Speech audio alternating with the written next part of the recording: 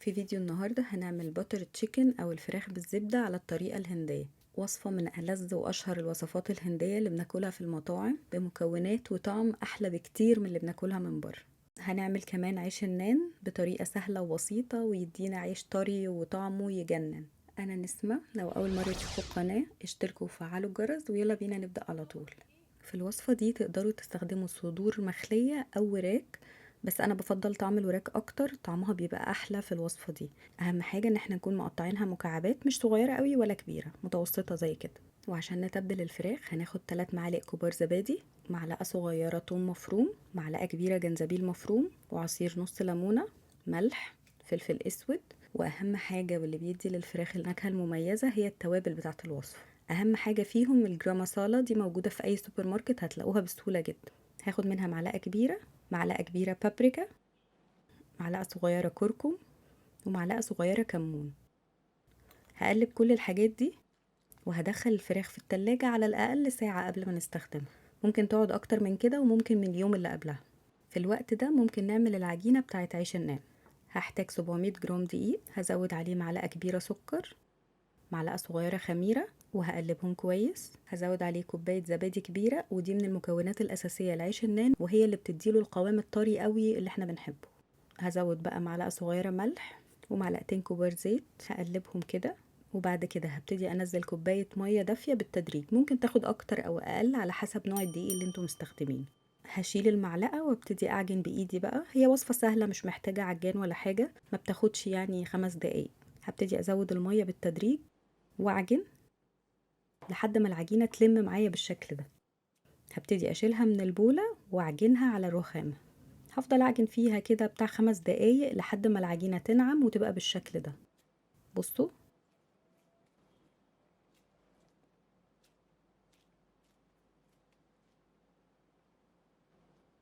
هندهن الطبق اللي هنحط فيه العجينة بشوية زيت عشان ما تلزقش. هنغطيها كويس ونسيبها ساعة في مكان دافي لحد ما تتضاعف. نرجع بقى للفراخ. حطيت على النار طاسة كبيرة، سخنتها كويس قوي. زودت فيها معلقتين كبار زيت ومعلقتين كبار زبدة عشان الزبدة ما تتحرقش. وهبتدي انزل قطع الفراخ، بس مش هنزل الكمية كلها. انا قسمت الكمية على 3 مرات، كل مرة حبة كده زي ما انتوا شايفين. انا عايزاها تتحمر وتاخد لون حلو، لو نزلت الكمية كلها الفراخ هتنزل مية ومش هتاخد لون خالص. بصوا، هو ده اللون اللي انا عايزاه. اول ما توصل للون ده هقلبها على الناحية التانية. هرفعها في طبق وهبتدي انزل باقي الكمية لحد ما اخلص كل الفراخ. في ناس بتعمل الصوص لوحده والفراخ لوحدها وبعدين يحطوهم على بعض. انا بحب اعملهم في نفس الطاسة لانه الصوص بياخد من نكهة الفراخ وبيبقى طعمه احلى كتير. هنزل معلقة كبيرة زبدة، وبعدين هنزل عليها بصلتين كبار متقطعين شرايح. هقلبهم كويس كده عشان ياخدوا كل النكهة اللي في الطاسة. معلقة صغيرة توم مفروم، معلقة كبيرة جنزبيل مفروم. وبعدين هزود عليهم نص كيلو طماطم تكون متقطعة مكعبات. نحاول نختار طماطم لونها حلو كده عشان تدينا لون حلو للوصفة. هقلبهم كويس وهزود عليهم معلقة صلصة، معلقتين كبار سكر، عصير نص ليمونة، ملح، وفلفل اسود. وهنزود نفس التوابل اللي زودناها على تتبيلة الفراخ، الجرام مسالة، البابريكا، الكمون، والكركم. طبعا الاكل الهندي مشهور ان هو سبايسي، بس دي حاجة ترجع لكم. مادام احنا بنعمله في البيت نعمله زي ما احنا عايزين. انا هنا هستخدم وحدتين بس فلفل مجفف، ما بيبقاش حراق قوي بس في نفس الوقت بيدي نكهة حلوة كده. تقدروا كمان تستخدموا بدلها شطة. ومن الحاجات الأساسية في الوصفة دي إن احنا بنستخدم 50 جرام كاجو. الكاجو بيدي طعم حلو قوي وبيديله النكهة والقوام الكريمي اللي بنلاقيه في الباتر تشيكن اللي بناكلها بره. تقدروا كمان تستغنوا عنه لو مش متوفر عندكم. هقلب بقى كل المكونات دي وهزود عليهم كوباية مية. أول ما يغلوا هغطيها كويس وهوطي عليها النار وهسيبها تقريبا تلت ساعة كده لحد ما الصلصة تتسبك. تعالوا بقى نرجع للعجينة بتاعة العيش. بصوا العجينة اتخمرت اهي. هبتدي اخرج منها الهواء واقسم العجينة ل20 قطعة كلهم قد بعض. الكمية دي بتعمل 20 رغيف بالمقاس اللي انتوا شفتوه في اول الفيديو. طبعا تقدروا تكبروا العيش او تصغروه حسب ما انتوا عايزين. هاخد كل قطعة من العجين وهعملها على شكل كورة كده وهقفلها كويس. هبتدي ارصهم كلهم وهغطيهم ربع ساعة كده. خلاص الصلصة اتسبكت. هبتدي بقى اضربها بالهاند بلندر او في الخلاط، مش هتفرق خالص، المهم ان انا اوصل لقوام صلصة تكون ناعمة خالص ما فيهاش اي قطع. بصوا هو ده القوام اللي احنا عايزينه.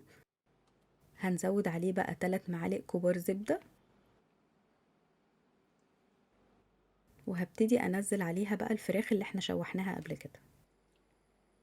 هنقلب كويس قوي، وهنزود ربع كوباية كريمة. لو مش متوفرة نقدر نستخدم حليب بس يكون دسم شوية، او معلقة كبيرة قشطة، اي حاجة كريمي عشان تخلي الخليط لونه يفتح شوية وبتديله طعم غني قوي.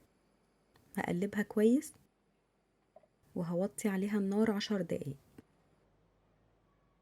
هبتدي بقى اخد كل قطعة من العجين وابتدي افردها بالشكل ده. الشكل المميز لعيش النان ان هو بيكون بيضاوي شوية، مش بيكون مدور. برضو ليكوا حرية الاختيار في شكل العيش، مش هتفرق كتير. المهم ان انا عايزة سمك العيش يبقى بالشكل ده، مش عايزاه تخين قوي ولا رفيع قوي. هبتدي ارص العيش على فوطة نظيفة واغطيها كويس طول ما انا شغالة عشان العيش ما ينشفش. هسيبه ربع ساعة كمان. هنلاقيه اتخمر كده وارتفع شوية.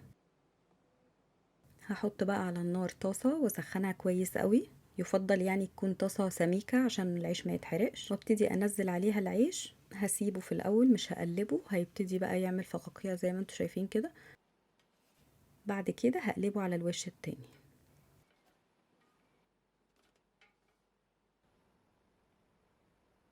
هفضل اقلبه كده لحد ما يستوي من فوق ومن تحت، وبعدين هطلعه على طبق او على فوطة واغطيه كويس لحد ما اخلص الكمية كلها. عايزه اقول لكم ان وصفه العيش دي من احلى وصفات العيش اللي ممكن تعملوها، وبتنفع جنب اي اكل. هستناكم تقولوا لي في الكومنتات ايه احسن وصفه عيش بتستخدموها، وايه المكون اللي بتستخدموه يخلي العيش طري وهش جدا. بصوا قد ايه طري. هحتاج بقى معلقتين كبار زبده، معلقه توم مفرومه، ومعلقه كبيره كزبره مفرومه. هقلبهم كويس وابتدي ادهن بيهم العيش. وهي دي الطريقه الاصليه لعيش النان بالزبده والثوم، شكله يتاكل لوحده. تعالوا بقى نقدم الطبق. هبتدي انزل الفراخ، هزينها كده بشوية كريمة عشان تكسر اللون وشوية كزبرة.